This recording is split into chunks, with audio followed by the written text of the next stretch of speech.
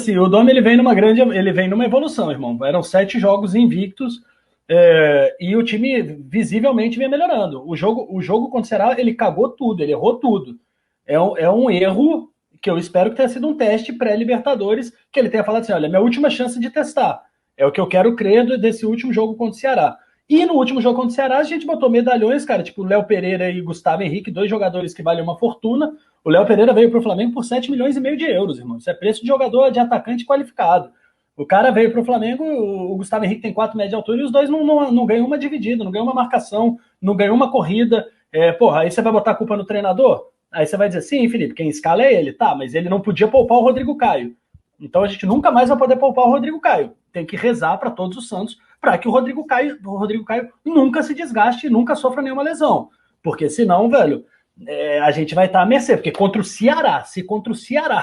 Ceará não dá para testar, irmão, vai testar. E não é testar qualquer jogador. Ele não botou o moleque da base, ele botou Gustavo Henrique e Léo Pereira. Ele botou Gustavo Henrique e Léo Pereira. Não tá testando o Gabriel Noga. Não foi um teste. Porra, então é isso. Cara, no mais, para mim o grande erro dele é a insistência com o Vitinho. Mas aí tá no elenco, tem que jogar, velho. Aquilo não foi ele que contratou, não foi ele que pediu, tá lá no elenco, ele queria fazer um 4-3-3. A insistência no 4-3-3 é um grande erro, mas para mim tudo está na base do teste para chegar na Libertadores, botar os 11 melhores e a melhor formação. Para mim é isso. A partir de agora eu analiso o Domi. Ele teve toda a chance de experimentar, não tem mais desculpa, não cabe mais desculpa de teste, galera, de conhecer jogador. Isso acabou. Acabou nesse último jogo contra o Ceará. A partir de agora ele está sendo testado como o treinador do Flamengo que já conhece o elenco, já testou as formações, já sabe quem tem que jogar, quem são os melhores. A partir de agora acabou a moleza. É 4-4-2 para cima deles e inversão de jogo, sistema de jogo só na necessidade do jogo. O Flamengo tem que sempre entrar com a mesma proposta como o Flamengo fazia com o time do antigo treinador. O Gustavo Henrique está numa posição onde, se ele erra uma em 12, que ele treinou, e sabe que aquele escanteio ali é fatal, né? Uma em 12, ela não pode acontecer. Essa é a única uma em 12 que não pode acontecer. Eu não sei se vocês concordam comigo. Um cara entrar no meio dele, entre ele e o Léo Pereira, das 2 torres gêmeas, e cabecear e fazer o gol. Então, números nesse caso, para mim, não adiantam. Eu não sei se vocês pensam igual. Números para um atacante, dependendo da situação, os números são legais. Beleza. Show de bola. Números para um defensor em bolas aéreas, o que seja, que num escanteio aquela bola passa e ele toma um gol, acabou mesmo. Acabou. Nesse quesito, eu queria que vocês comentassem isso. Nesse quesito, para mim, número não diz nada. E aí? Papa, números não estão dizendo nada nesse momento, né? Mas eu vou fazer uma pergunta para os dois. Vou aproveitar o que você me perguntou, mas vou fazer uma pergunta. Quando o Léo Pereira estava no time dele anterior e o Gustavo Henrique, o mesmo, estava no outro time, quando eles foram contratados pelo Flamengo, eu não vi reclamação nenhuma da torcida, eu não vi nada. E apesar de tudo, eles estavam jogando bem. O Léo Pereira estava jogando bem no Atlético Paranaense e o Gustavo Henrique no Santos. Não sei se vocês concordam com isso. Na época, eu gostei muito da contratação, quando o Flamengo contratou esses jogadores. E assim, eu não estou entendendo esse montão de erro deles. Eles estão sem tempo de bola. Eles estão sem tempo de bola, cara. É nítido isso. O cara não tem impulsão.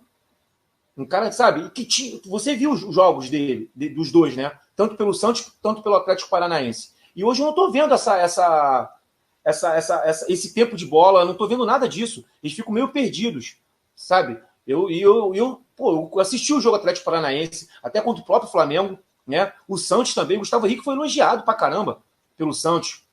Em todos os canais esportivos, o Gustavo Henrique. Quando o Flamengo começou a sondar o Gustavo Henrique, eu não sei o que está acontecendo ali com esses dois. Juro para vocês, não sei mesmo. Jorge Jesus cria polêmica ao falar o número errado de infectados no Flamengo enquanto estava aqui. Falou que tinha 11, aí ele foi justificar o jogador dele lá que está infectado, ele falou, lá no Flamengo eu tive 11 infectados. Conversando com fontes ligadas ao Flamengo, nos passaram que o número, na verdade, eram 9. Jorge Jesus está errado. Eram 9. Que desses 9, muitos eram IgG positivo, que o Flamengo nem divulga. O cara já voltou da quarentena com IgG positivo, já não tinha nada. Então, infectado mesmo, o Flamengo não teve nem 5. Nem 5. Jogador que precisou ser afastado, o Flamengo não teve nem 5. Se formos contar tudo agora, óbvio que os números já subiram, mas tem os IgG positivos, então, cara, são situações diferentes. Tá certo, Jorge Jesus? Esquece também um pouquinho a gente, vai seguir tua vida no Benfica, né? Faz um trabalho bom, torço que você faça um trabalho bom, esquece um pouquinho o Flamengo, né? Porque tá atrapalhando aqui, acaba que fica falando umas coisas que acaba atrapalhando aqui. Transmissão da Copa Libertadores no pay-per-view terá início de degustação, ou seja, grátis, tá? E depois o valor mensal de R$ 39,90. Então, se você é assinante, Claro, né? Net Claro, Net/Claro, Sky, você vai ter, tá? Os canais. Eu tô aqui no meu Instagram, inclusive, Felipe. Eu publiquei aqui ontem os canais que vão ser, inclusive, tá? Vamos lá. Mas isso, gente, é no pay-per-view, só para pontuar. Olha só, o jogo vai passar normalmente no Facebook. O jogo vai passar normalmente no Facebook, já nessa quinta-feira, normalmente no Facebook. Exato. Então, quem tem Facebook, coloca de graça, que após o acordo com a Rede Globo, Corinthians, Galo, Inter e Vasco largam a MP do mandante. Eu queria só ouvir você rapidinho, Felipe, porque eu já falei aqui no canal, você deve ter falado no teu canal também, mas aí você pode falar pra galera aqui. É vergonhoso isso, não é não, Felipe? É lamentável você ver, ainda mais o Vasco que estava levantando essa bandeira, né? O Inter também. Botafogo também hoje, mesma coisa. Botafogo foi coagido. O Botafogo não levantava essa bandeira. O Botafogo sempre foi contra. Sempre foi contra. Mas é isso, eles estão na coação, né? O que eles fizeram? Pagaram uma grana. A Globo está coagindo na cara dura e falou assim: olha assim, ó, vou te adiantar uma grana, estou te pagando aqui uma parte para romper o contrato, estou te dando mais um dinheiro, mas o que eu peço em troca para você é que você não seja a favor da lei do mandante, que você pule fora dessa briga. E, irmão, só quem perde nessa briga, a verdade é essa, só quem perde nessa briga é a Rede Globo. É a Rede Globo que perde nessa briga, e agora os times que estão saindo dela também perdem. Acabam sendo times também que serão prejudicados mais para frente. Me surpreende muito o Corinthians, o Atlético Mineiro, que são times que têm uma torcida que poderia comprar brigas e etc., que poderia ter uma TV bombando, são times teoricamente de massa. Enfim, é muito feio se venderem por dinheiro, né, velho? Muito feio você perder. Pelo menos o Botafogo está sendo coerente com o que ele foi desde o início. O Botafogo, desde o início, já era contra e já estava do lado da Globo. Pelo menos não mudou. A medida provisória 984, ela vem libertar o torcedor brasileiro da dependência de ser refém de um monopólio, de uma rede de televisão. É triste a gente assistir uma tomada de decisão feita por gestores, por diretores de clubes, da expressão do Corinthians e do Atlético.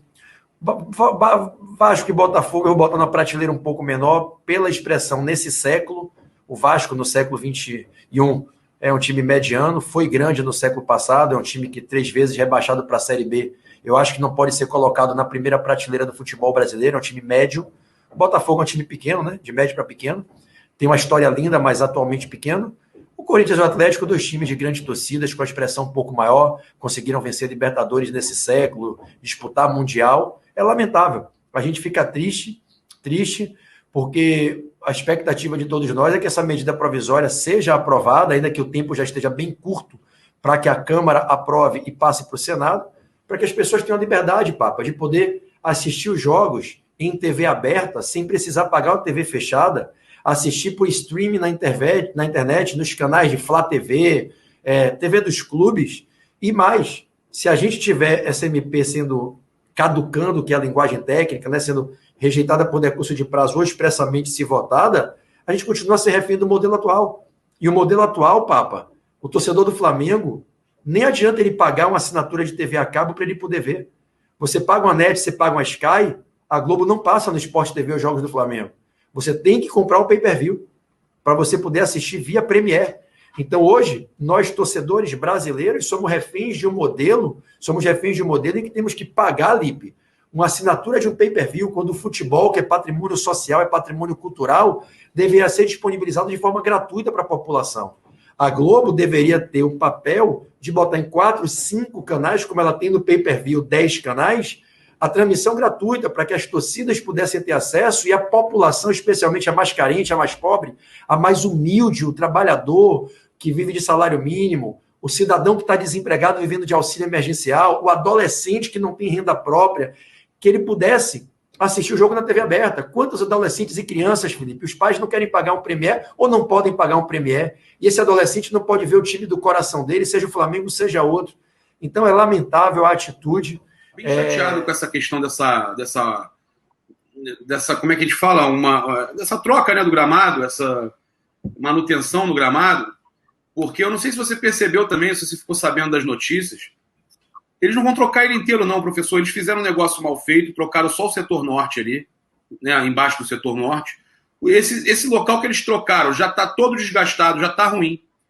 Aí eles agora falaram, olha, nós temos 11 dias, o Fluminense vai jogar a Copa do Brasil, quarta-feira a gente fecha o Maracanã, 11 dias a gente troca o setor sul, vamos avaliar se precisa trocar o meio de campo, avaliar, e não vamos trocar o setor norte, pelo amor de Deus. Professor, pelo amor de Deus, como é que você pode trocar 2 pedaços do campo e deixar um outro que você falou que você já trocou, mas que já está destruído, cara? Pelo amor de Deus, então o Flamengo vai jogar, vamos fazer o seguinte, o Flamengo vai entrar com uma liminar para jogar para só atacar para um lado, né? Os 2 tempos. É isso, né, professor? Cara, é bizarro, né, Papa, né, Lipe? É bizarro. São coisas que a gente só vê no nível de amadorismo que impera, infelizmente, em diversas prestadoras de serviço no Brasil. Isso não é só futebol, não, Papa. A gente tem uma questão cultural em que as pessoas, infelizmente, acham que podem fazer tudo nas coxas, fazer armengado. Como é que você vai pegar um gramado e trocar parte do gramado e não trocar parte? Você sabe o que é isso? Que é o histórico jeitinho brasileiro. É você querer economizar, Lipe, nos custos dessa operação para tentar fazer aquela coisa do drible, do jeitinho. O que é que eu posso fazer para gastar o mínimo possível para fazer um remendo que pareça que deu certo? A verdade é que está em jogo aí são mais de 5 milhões para fazer a transformação toda desse gramado. O Flamengo não quer gastar esse dinheiro sem ter a certeza que vai pegar a concessão. O Flamengo vai aguardar a licitação para, caso vença essa licitação e consiga a concessão por 35 anos, aí sim, botar o gramado ao seu gosto. O Flamengo certamente não vai meter um dinheiro forte aí para amanhã. O dinheiro do Flamengo financiar um gramado para o Fluminense jogar, para Vasco e Botafogo jogarem, e até um certo ponto o Flamengo tem razão nessa visão, e a Greenleaf está jogando dando migué. Ela não quer botar o dinheiro dela, porque ela sabe que amanhã ela pode não ser a contratada para continuar fazendo o cuidado do gramado, está dando migué. Eles preocupados com o endividamento do Flamengo, a situação continua sob controle. De acordo com o balancete de junho de 2020, tá? Sem contar as operações do dia a dia, endividamento mesmo concentra-se no Profut, compra de atletas e empréstimos, total de cerca de 588 milhões de reais somados. Aumento de 153 milhões comparado com 31 de dezembro de 2019, sendo 133 milhões com atletas e 20 milhões por empréstimo. Por outro lado, o aumento do ativo de 74 milhões de reais, por venda de atletas mais caixa, ou seja, o aumento líquido da dívida de 79 milhões de reais. Alguns comentários, mais parte da dívida com atletas a ser paga em 2021 em diante. Quando se espera uma recuperação da receita, apartamentos em Morro da Viúva, no valor estimado de 134 milhões, ficarão prontos para venda no máximo no final de 2021, podendo ser vendidos inacabados ou emitir títulos lastreados na venda. 54% do caixa em moeda estrangeira e mais recursos do Reinier para ED no pagamento das dívidas em euros. Caso necessário, ele bota entre parênteses que ele não acredita, dispõe ainda de um elenco super qualificado e poderia se desfazer de algum dos atletas. Finalmente, os responsáveis da área financeira do clube são pessoas experientes e compromissadas com o orçamento e a boa gestão financeira. Espero que eu tenha ajudado a esclarecer a situação do Flamengo financeira aí. Palavras do Bali. Perfeito, né, cara? Perfeito. Não tem nem mais, acho que não tem nem mais o que a gente falar. Eu tinha colocado aqui, professor, tá vendo aqui já na chamada, ó, Paquetá, que pode ser vendido tem clubes interessados agora, esqueci o nome, agora que procurou para comprar o Paquetá. Mas vamos lá. Cara, eu acho que essa dívida que subiu 163 milhões, ele está contando ainda nisso aí, Felipe. Eu não consegui identificar na tua leitura aí. Posso até dar uma olhada aqui de novo. Tem a questão dos 80 milhões, de duas linhas de crédito que o Flamengo fez, de 40 milhões. Quem lembra aí? Recente agora. Então, no início da pandemia. Então, esses 80 milhões, o Flamengo vai pagar, está previsto no orçamento de resolver isso. Então, esquece isso. O Flamengo tem dinheiro para entrar. Se subiu 163 milhões, vamos dizer que a dívida tenha subido 80. Se você colocar tudo que tem para entrar, a dívida, na verdade, ela diminuiu. Ela diminuiria muito mais se não tivesse a pandemia. É isso que eu tô. Esse é o meu pensamento. Gostaria de ouvir o professor sobre isso. Ô, Papa, se eu puder passar uma mensagem aí para tranquilizar a nação rubro-negra em relação a essa questão da dívida. As pessoas que às vezes não conhecem, e nem todo mundo teve a oportunidade de estudar finanças para conhecer isso, elas se assustam quando vê o número de 700 milhões. Mais de 500 milhões dessa dívida que o Flamengo tem é uma dívida que está equalizada, ou seja, ela está sob uma gestão, a administração, e que ela vai sendo paga mês a mês dentro de uma realidade sustentável do orçamento. É a dívida no Profut. O Profut é um programa que veio possibilitar a recuperação para devedores de uma série de débitos, principalmente no mundo do futebol. E o Flamengo pegou um passivo de anos deixado por gestões anteriores e, ao invés de tentar esconder esse passivo, a gestão transparente que o Flamengo tem hoje, ela pegou todo esse passivo, levantou tudo e disse: como é que a gente consegue quitar isso? E aí parcelou essa dívida no programa do Profut. Essa dívida, minha amiga Cleuma, meu amigo Adriano, a galera que está aqui no chat, essa dívida ela está sendo administrada de maneira sustentável. E existem ainda alguns poucos anos pela frente para a gente zerar essa dívida.